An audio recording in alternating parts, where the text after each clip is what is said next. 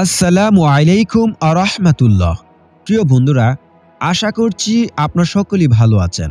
গর্ভবতী মহিলা যে স্বপ্ন দেখলে তার ছেলে সন্তান হবে, কেউ যখন স্বপ্ন দেখে স্বপ্নটি ঠিক সেই অবস্থায় থাকে, যেমন পাখির টুটে খাবার ঝুলন্ত থাকে। কেউ যখন স্বপ্নের ব্যাখ্যা করে দেয়, তখন যে ব্যাখ্যা করবে সে ব্যাখ্যাই প্রতিফলন হয়ে যায়। তাই স্বপ্নের ব্যাখ্যার ক্ষেত্রে খুবই সাবধানতা অবলম্বন করতে হয়। আরেকটি বিষয় খেয়াল রাখতে হবে, আল্লাহ তাআলা কাকে ছেলে সন্তান দেবেন, কাকে মেয়ে সন্তান দেবেন, সেটা আল্লাহ সুবহানাহু তাআলাই ভালো জানেন।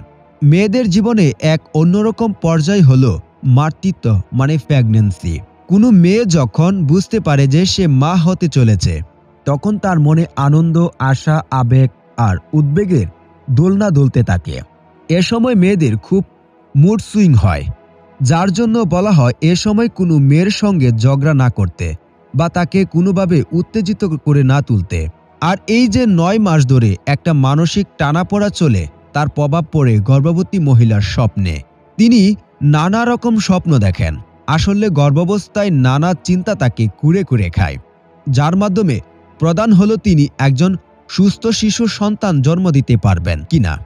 যদি আপনিও এসব স্বপ্নে ড্রিমস দেখেন, তাহলে তার মানে কিন্তু একদম অন্যান্য রকম, কারণ আপনার শরীরে আরও একটি প্রাণ আছে। কোন স্বপ্ন দেখলে ছেলে সন্তান হতে পারে সেটা জেনে নেওয়া যাক। যদি কোনো গর্ভবতী মহিলা স্বপ্নে কুমির দেখে, তার ব্যাখ্যা হবে গর্ভের সন্তান ছেলে হতে পারে। যদি কোনো গর্ভবতী মহিলা স্বপ্নে দেখে যে স্বর্ণ বা অলংকার দেখতে পান, তাহলে তার ব্যাখ্যা হবে যে তার গর্ভের ছেলে সন্তান হবার ইঙ্গিত দেয়। যদি কোনো গর্ভবতী মহিলা স্বপ্ন দেখে যে তার গোপনাঙ্গে পুরুষের গোপনাঙ্গ দেখাচ্ছে, তাহলে তার ব্যাখ্যা হবে তার গর্ভে বাচ্চার ছেলে সন্তান জন্ম হতে পারে।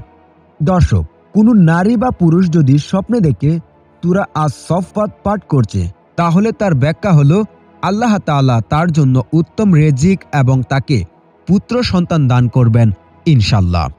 যদি কোনো গর্ভবতী মহিলা স্বপ্নে সাপ দেখে, হোক বড় সাপ বা ছোট সাপ, তাকে কোনো ক্ষতি করছে না, তাকে দাওয়া করছে না, তার পিছু পিছু আসে এবং তার পায়ের কাছে এসে ঘোরাফেরা করে, তার ইঙ্গিত হতে পারে যে তার ছেলে সন্তান হতে পারে। দর্শক, এ ছিল আজকের স্বপ্নের ব্যাখ্যা।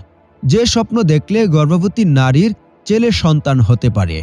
আশা করছি আপনাদের ব্যাখ্যাটি বুঝে এসেছে। ধন্যবাদ।